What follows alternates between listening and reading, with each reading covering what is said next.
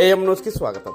నంద్యాల జిల్లా ఆలగడ్డ పట్టణంలోని Srirama function hall నందు MLA Bhuma Akhilapriya TDP mini Mahanadu కార్యక్రమంలో పాల్గొన్నారు.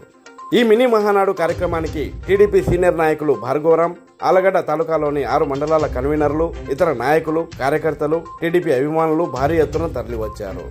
ఈ సందర్భంగా ఎమ్మెల్యే భూమా అఖిలప్రియ మాట్లాడుతూ గత వైసీపీ ప్రభుత్వంలో ఎన్నో కష్టాలు ఎదుర్కొని ఈ రోజు ఏర్పడిన కూటమి ప్రభుత్వం వల్ల చాలా మంది సంతోషపడుతున్నారని, కష్టపడిన ప్రతి ఒక్క కార్యకర్తకు ఖచ్చితంగా టీడీపీ ప్రభుత్వం న్యాయం చేస్తుందని ఎమ్మెల్యే భూమా అఖిలప్రియ తెలిపారు.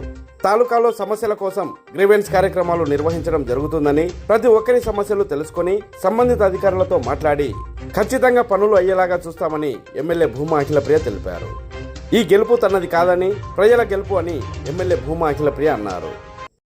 ఒకరికి 100 మందిని తయారు చేసుకొని కడపలో జరిగే మహానాడులో కూడా ఆలగడ్డ సభాషణ అనిపించుకున్నదా మనం అందరం కూడా చేయాలని చెప్పి కూడా కార్యకర్తలకు అందరికీ కూడా పిలుపునిస్తూ, మళ్ళీ ఏ మండలము ఏ గ్రామం నుంచి ఎంతమంది రావాలో వెహికల్స్ ఎట్లా ఇవన్నీ కూడా మళ్ళీ మేము ఫోన్ చేసి అందరి నాయకులతో మాట్లాడతామని చెప్పి కూడా సందర్భంగా తెలియజేసుకుంటూ, అంతేకాకుండా మహానాడులో జరిగే కార్యక్రమంకి 2 రాష్ట్రాల నుంచే కాదు ఇతర దేశాల నుంచి తెలుగు వాళ్ళందరూ కూడా రావడం జరుగుతుంది. కాబట్టి మరి అకామిడేషన్ ప్రాబ్లం లేకుండా మన ఆలగడ్డలో కూడా మరి కళ్యాణ మండపాలు, రూమ్స్, హోటల్స్ ఏదైనా ఉన్నా కూడా అవన్నీ కూడా బుక్ చేయమని చెప్పి మాకు ఆదేశాలు ఇవ్వడం జరిగింది.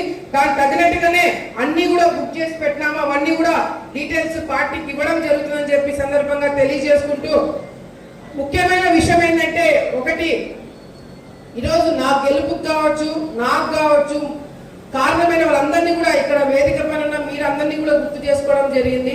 కానీ నా గెలుపుకి కారణమైన మరొక 2 గురించి నేను తప్పకుండా మాట్లాడాల్సిన అవసరం ఉంది. అది నా కుటుంబ సభ్యులతో కాకుండా, భార్గవన్న, విఖ్యాతన్న కాకుండా ఈ గెలుపుకి నాకు కారణమైన వ్యక్తులు 2 ఉన్నారు. అది ఒకటి చంద్రబాబు నాయుడు గారు, రెండోది లోకేష్ అన్న గారు. ఎందుకంటే చాలా సందర్భాల్లో నన్ను అంటే పార్టీ బయట కావచ్చు, పార్టీలో కావచ్చు, అన్ని రకాలుగా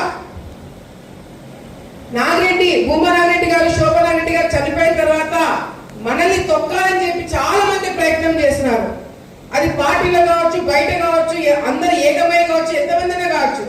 కానీ లోకేష్ అన్న, చంద్రబాబు నాయుడు గారు నమ్మకం పెట్టుకొని, లేదు ఈ అమ్మాయిని కావాలనే ఇబ్బందులు పెడుతున్నారు, ఈ అమ్మాయి కావాలని ఈ విధంగా వీళ్ళని ఈ విధంగా చేస్తున్నారు ఈ అమ్మాయిని అని చెప్పి వాళ్ళు గమనించి గ్రహించి ఎన్ని సర్వేలు చేసినా, ఎంతమంది చెప్పినా కూడా పక్కన పెట్టి తప్పకుండా ఆలగడ్డలో భూమా జెండా ఎగరాల్సిందే అని చెప్పి చంద్రబాబు నాయుడు గారు, లోకేష్ అన్న గారు మనకి వాళ్ళ ఆశీస్సులతో ఏ ప్రోగ్రాం పెట్టా మనం ఎక్కడ తగ్గల.